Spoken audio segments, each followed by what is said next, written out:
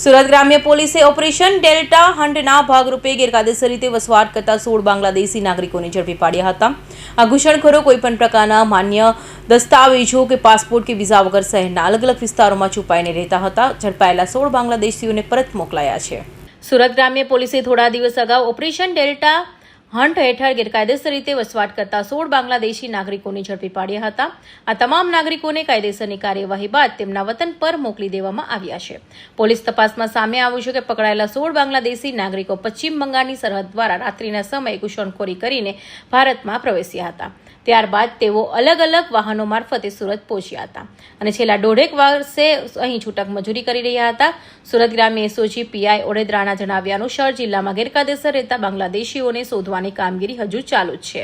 વિસ્તારમાંથી કુલ 16 બાંગ્લાદેશીઓને શોધેલ હતા અને જેમની ખાતરી કરાઈ કરતા તેઓ અહીં છેલ્લા દોઢેક તમામ અલગ અલગ સમયથી પણ દોઢેક વર્ષથી લઈ અને એકાદ મહિના પહેલામાં આવેલો હોય તેવી રીતે અલગ અલગ સમયગાળા દરમિયાન ગેરકાયદેસર રીતે ઘૂસણખોરી કરી અને અહીંયા રહેતા હતા અને મજૂરી કામ કરીને પોતાનું ગુજરાન ચલાવતા હતા. જેમાં 12 મહિલાઓ, 3 પુરુષો અને 1 નાની બાળકીનો સમાવેશ થતો હતો.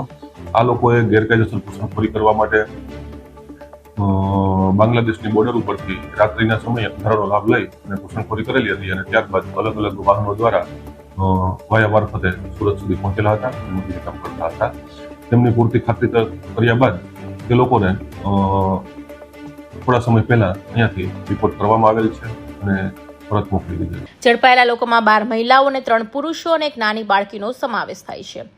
સુરત જિલ્લાના વિવિધ પોલીસ સ્ટેશન વિસ્તારમાં પોલીસે અને એસઓજી એલસીબી ટીમો દ્વારા સંયુક્ત કાર્યવાહી હાથ ધરવામાં આવી હતી.